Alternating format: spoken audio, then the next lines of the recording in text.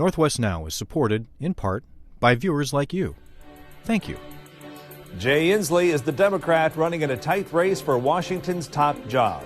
Can the longtime congressman get elected in his second bid for the governorship? We'll talk about the issues with Jay Inslee next on this Decision 2012 edition of Northwest Now.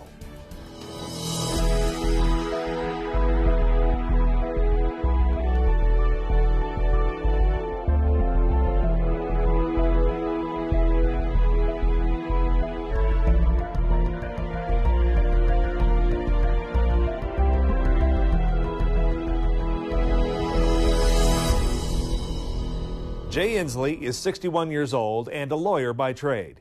Inslee is pro-choice, supports gay marriage, and leans against the full legalization of marijuana.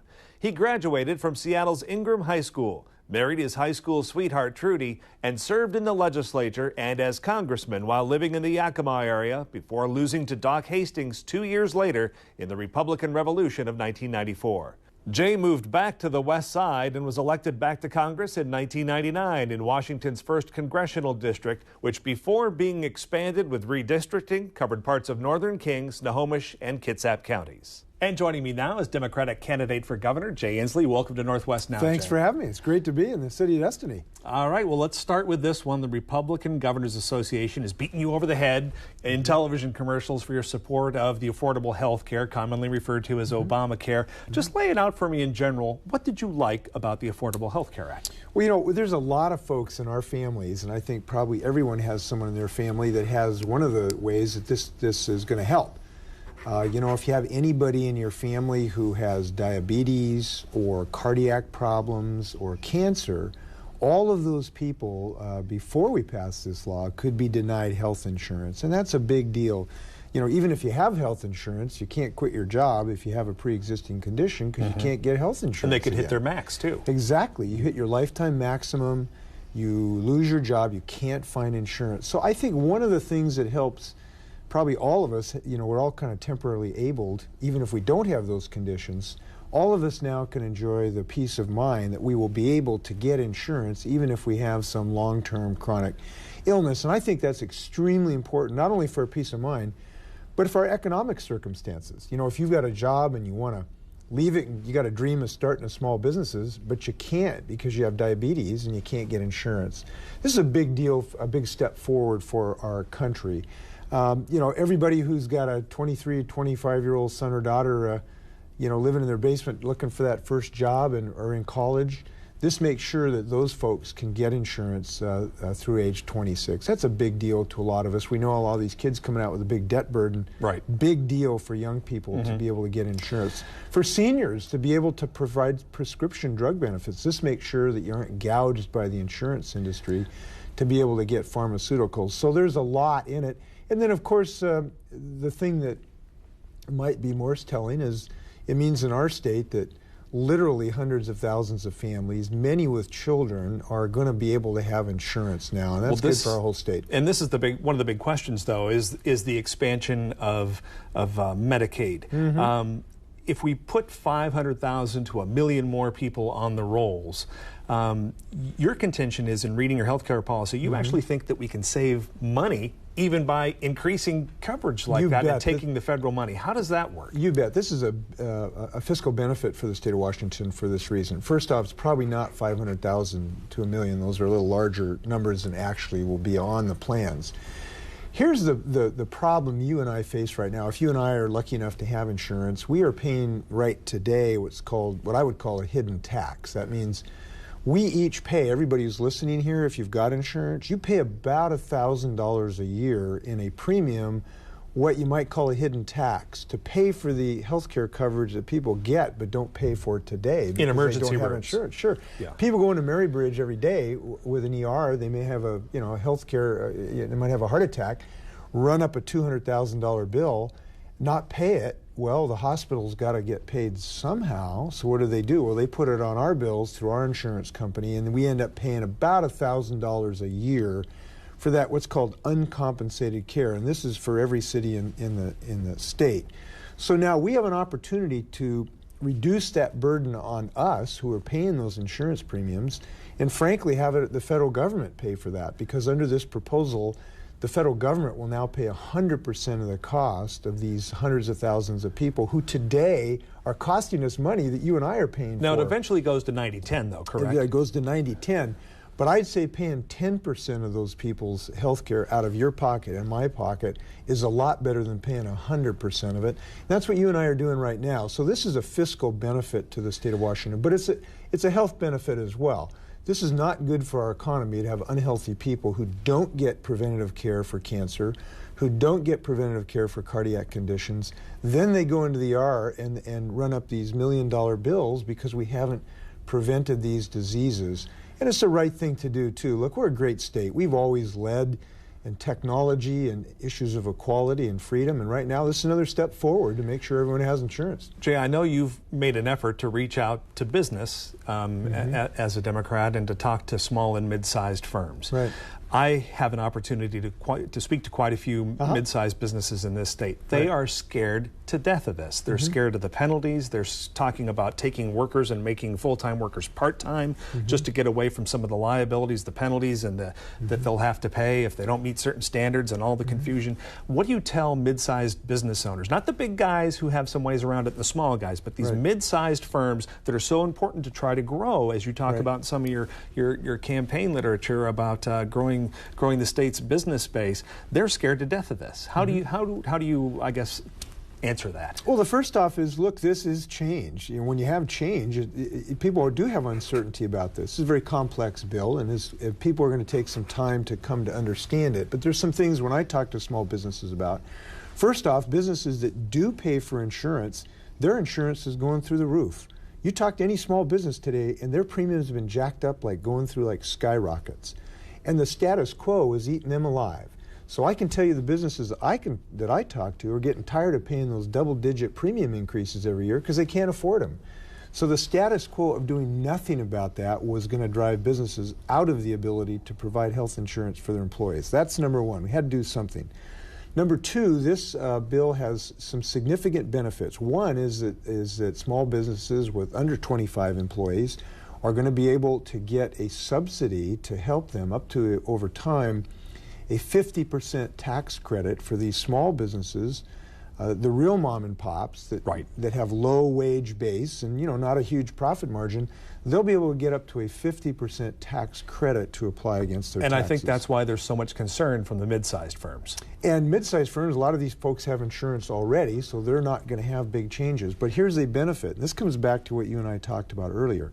Those mid-sized firms right now, they're shelling out $1,000, they and their employees, to pay for insurance of the people who don't have insurance today. They're paying today. And this goal of this plan is to take that responsibility off of those businessmen and women and their employees and put it on the federal government. And right now it makes sense to do that, because if we don't do this, our taxes are going to Washington, D.C. one way or another. We need to make sure that they come back and help those small businesses to alleviate those health insurance costs. So I think over time, when people start to see the benefits of this, where we all can get insurance even if we have a pre-existing condition, where our kids and senior citizens can get health care, where small businesses can get a subsidy, where all of us can start removing that hidden tax burden off of our shoulders and get people out of the ERs at the hospital where you and I are paying for them, and have them go into preventative care where it's less expensive. Overall, this is going to be a good thing for us. But we're going to make changes to this too. Look, this bill is not written in like the stone tablets. Right. This is like Medicare. We have made revisions to Medicare every single year for over 40 years. We're going to do the same with this bill over time to adjust it as we learn how it's working. Shifting gears here now to education, it's going to be another biggie for whoever the governor is going to be here in the state of Washington. The McCleary decision tells us we're not doing enough. It looks like we've got to come up with another $1 billion in the next year and maybe up to $9 billion by 2018 and then hold that. Meanwhile, state revenues are flat or heading down. How do we address that without substantial tax increases? Well, we are going to obviously need to get additional resources into schools, and I totally believe that. It's not just the McCleary decision, it's common sense that we are not giving our teachers in schools the resources they need. That's clear. And I want to talk about how to do that. But first I want to say this. we have got to have some reforms in our educational system today, even while we're building resources back in. There's things we need to do, some of which are going on right here in Pierce County, of the type of reforms that we can embrace that will help improve education today that may not take huge resources. Doesn't that scare your union backers, though? The labor unions that support you, WEA? When it comes to reform, there's some concern there, isn't there, among your constituency? I enjoy the support of teachers, and I am proud of that. My dad was a really good teacher at South and Garfield High School. I know what good teaching does. I meet kids or old folks all over the state that say, hey, you Frank Inslee's son? And I say, yeah. And they said, you know, he made a big impact in my life. And I know what good teaching can do, and good teachers are supporting my effort, and I'm proud of that. And they recognize the need for some of these reforms as well. Look, everyone understands the single most important thing is an excellent teacher in every classroom, and that's why we're going to move forward on evaluations to make sure that we have evaluations of good teaching. It's going to make sure we have innovation in the classroom. That's why I'm providing a grant program for schools to help the schools that want to do what Lincoln Center has done here in Tacoma, to have some new systems of helping students that have now almost eliminated the achievement gap because of that innovation. I really believe in innovation in the classroom. But coming back to your question, as far as how to get resources into schools, we need to diagnose what the problems have been. And here's what the problems have been. The big diagnosis, the problem is that people are out of work. That's why our revenues have fallen off the cliff. And if that's the diagnosis, that means we need to focus like a laser beam on a jobs program that's going to get people back to work across the state. And that's what I have. People can check it out at jinslee.com. There are 75 proposals on how we're going to get people back to work so that we can boost revenues and help our education. Now, there's 3 other things I want to do too. As a sales tax dependent state, though, let me ask you this question. Is there a need in Washington State in your mind for an income tax? No, I'm not supportive of an income tax. Here's what I am supportive of to get school money back into school. Number one, we have to embrace the quality systems so we can do more with what we have today. We need to embrace the efficiency systems that go under the mantle of lean management. We need to use these methods of lean management so we can get more bang for the taxpayer buck today. Now, this is long overdue of doing this. Boeing has done this, and they become the best jet airliner manufacturer in the world. They also have labor troubles. They've had a hard time delivering and executing on major projects like the 787, and they're outsourcing jobs and closing down plants. So, I mean, with that reform, there is a price to pay. With lean practices, there are consequences, and I find that kind of interesting in your television commercials, your close alignment with lean practices and Boeing specifically. There are 2 sides to that coin. Well, the sides I'm seeing are both management and labor are embracing lean management. If you go to the 737 plant where I was in Renton last week, you'll see they've maybe increased their production, like I want maybe 50%, by embracing the efficiency techniques that both workers and management have been embraced on. And the reason the machinists and others like this is it empowers them. It empowers working people, the people really on the line, to be able to identify where the roadblocks are, where the waste is in a system. And this can happen in education. You bet you can happen in education, and it can happen throughout our state government, in our multiple departments of ecology, in our systems of children's protective services. Now, we've had a start on this road, but we've got a long ways to go to inculcate these quality assurance systems throughout state government. So you take those savings, plow it into education. That's first. Second, comes back to healthcare.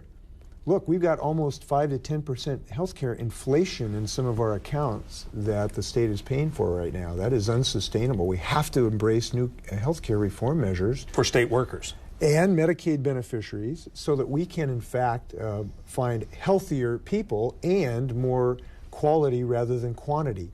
Right now, we're paying for quantity of healthcare procedures. We've got to start creating an incentive to get quality. Excuse me, we pay for quantity. Yeah. We've got to start paying for quality. Outcomes. We have to get value rather than volume. And that reorients the payment system throughout our system. Now, I was very active in this in the Accountable Care Act and the affordable efforts that we made. And I believe they can be of great benefit to find savings and greater health in the state of Washington. So reform and efficiency can roll into healthcare. You bet. Or I should say, can roll into education. You bet. With that in mind, when you take a look at McCleary and some of the direction that's come down from the Supreme Court, do you have a concern at all that it's a blank check? That if you're able to do this in your first term, that you're going to have to double it in the second term. Does McCleary provide a path away from endless state spending or endlessly increasing state spending on education in your mind, or where does it stop? When I go into schools today, I see some excellent teachers who are highly motivated that have some simple tools they would like to use to improve education. Exotic instruments like books, of having books that have been, written in the last 2 decades, like having access to online opportunities for students that we know have great potential to help students move forward. They don't have these simple tools. So I don't think the McCleary decision is avant-garde or pushing the envelope. I'm seeing a real need in schools. I think it is real need. But obviously we have to recognize we don't have a printing press. It's going to be a road to go forward, and it's not going to happen overnight. That's a recognition of reality. I did want to mention one of the things, though, I hope to help on this, is I do think there's some corporate tax loopholes that we should evaluate on a regular basis to see whether or not they're really generating economic activity. A lot of times you'll have a loophole, a tax exemption that's created in 1 decade, but 3 decades later it's still there, and the industry's totally changed. We need to review these on a regular basis. Take a look at those. The ones that are not really creating jobs, they need to be closed and put that money into education. Last question for you on education. I-1240, the Charter Schools Initiative. Where are you on charter schools?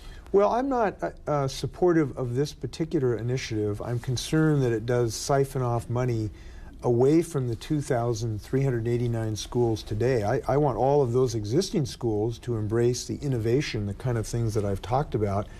That's why I've created a plan to create an Innovative Schools grant program that will create an opportunity to help schools that want to use new methods, like at the art school here in Tacoma, like at the Lincoln Center, like the brand new STEM, science, technology, engineering, and math elementary school in West Seattle that's just opened a couple weeks ago. This type of innovation I want to embrace throughout the public school system. That's the approach that I want to take. But if it passes, obviously we're going to work forward with folks that want to move forward. One way or another, we're going to have innovation. Philosophical question for you here on taxes. In general, does our state's government spend too much or tax too little? Well, I think we need to get more bang for the taxpayer bucks. I believe we have to have more efficiency throughout the system, so for $1 of taxes we get more output in the government services that we're providing. And I believe we can do that because I've seen it done in so many organizations. I've seen savings of using this lean management system. King County, they saved over $400,000 on overtime in their sheriff's department.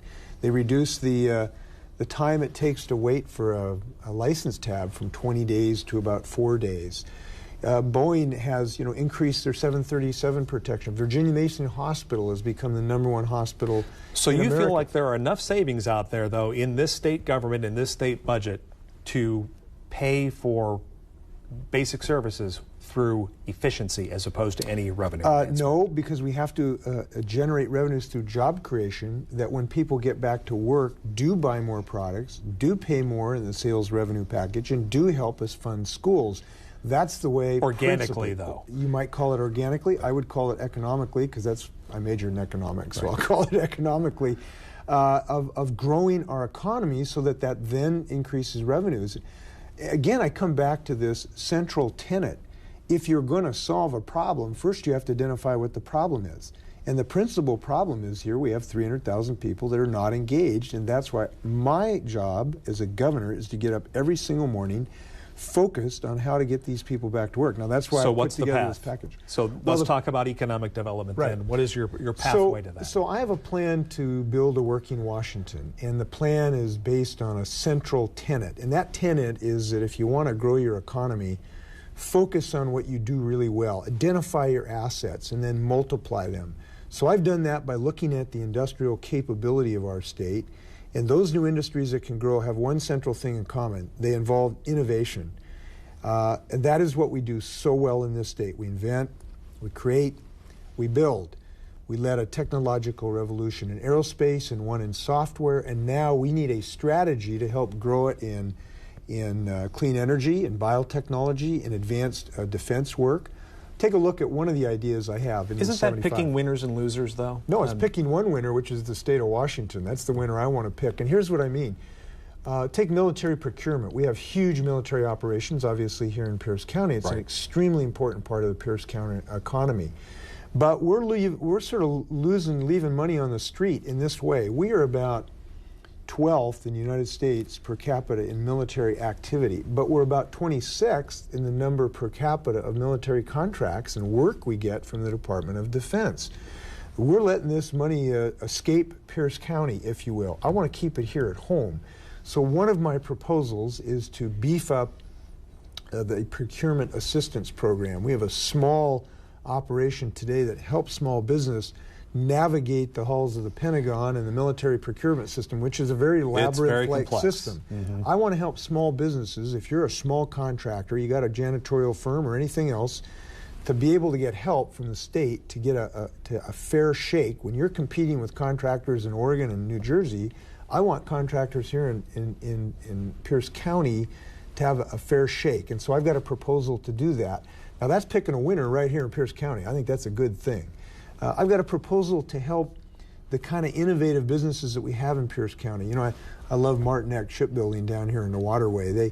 They have plans to hopefully build the Western Hemisphere's first lithium-ion battery hybrid tugboat to be able to push around aircraft carriers with an electric drive hybrid system. Some of these are years, if not decades away, though. We've got a funding problem right now.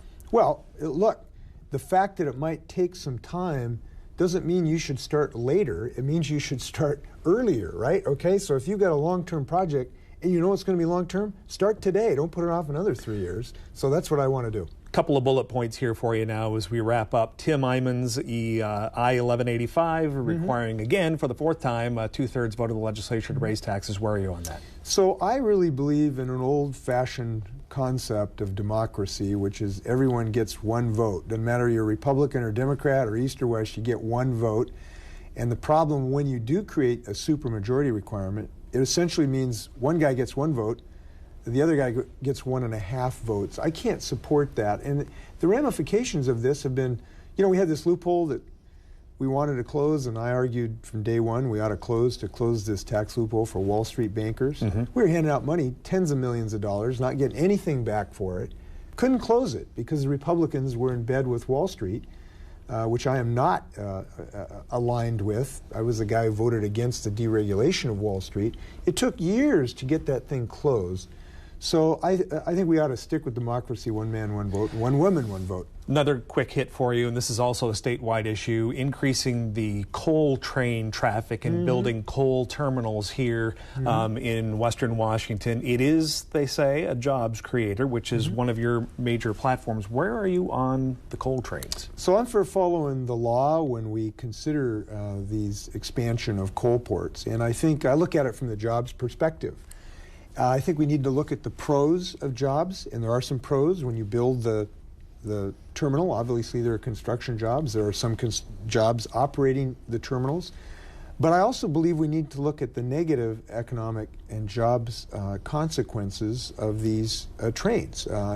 Because if you have, like in Washougal, I was talking to a businessman, a city councilman down in Washougal a couple months ago. His concern was if you have 18 or 20 or 30 of these 2-mile-long trains going right through the middle of town, it's going to affect his small business, cutting the town in two. So we need to evaluate the cumulative impacts across the state. Well, undecided is that we should follow the law and make sure we get answers to all of these questions about this. It's very important for the state of Washington. All right. Jay Inslee, Democratic candidate for governor here in the good old state of Washington. Thanks for joining us. It is good. Good to see you in Yakima. Good to see you in Tacoma. All right. Thanks a lot. Thanks. KBTC Public Television is an active member of the community, spreading awareness, celebrating diversity, and illuminating the paths of social discourse and growth. Join the conversation.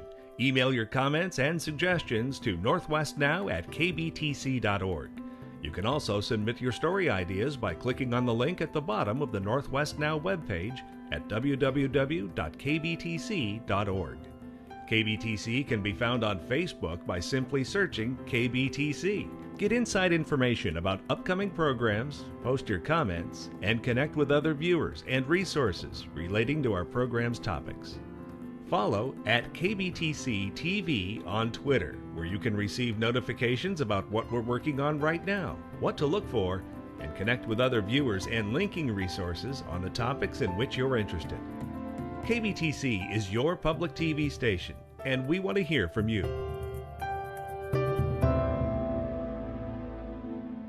Be sure to also view the Decision 2012 edition of Northwest Now with Republican gubernatorial candidate Rob McKenna. The bottom line, Jay Inslee dominates fundraising in King County, but almost nowhere else statewide. Each has raised about $9 million, not including $4 to $5 million apiece from outside PACs. So just the money tells us it's going to be close. I hope this program got you talking and thinking. To watch this program again or to share it with others, it streams on our website at www.kbtc.org. That's going to do it for this edition of Northwest Now. Until next time, I'm Tom Layson. Thanks for watching.